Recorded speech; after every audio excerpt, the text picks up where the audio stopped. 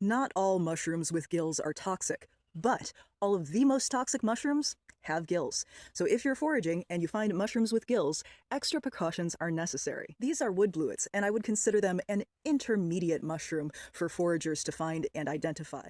First off, you may find information on wood blewit under two different scientific names because they did change it at some point. The old name was Clitoscibe nuda, and you can still find a lot of really good information under that old scientific name, especially in older field guides. Colibia nuda refers to the same species, the same wood blewit mushroom, but it's the more contemporary and most current name. And I may have pronounced both of those wrong, but that's okay. You don't need to know how to say it for your research, you just need to know how to spell it. They have smooth caps and are pale pink to lavender in color all the way through. They do not have any veil or partial veil that's like a little skirt around the base. They don't have that.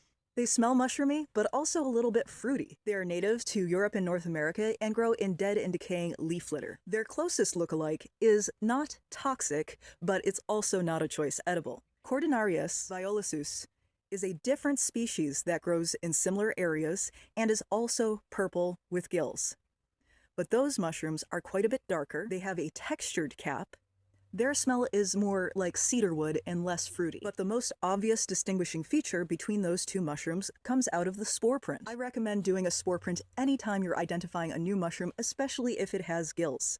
To do a spore print, simply cut the stem from the cap, place it face down on paper, and put a jar or cup over it. Since the spore print that I'm hoping to find from these wood blewits is a pale pink or buff color, I put my cap on black paper so that it shows up well. The lookalikes, those Cortinaria species, have a rusty brown color spore print. Once I have positively identified my wood blewits, now it's time to process them. While they are a choice edible, they do contain chitin, which is a type of fiber, sort of a natural polymer that's very difficult for humans to digest, so cooking it breaks it down so that we don't get a bellyache from eating them. But I have such a teeny tiny harvest. Am I really going to use these for food?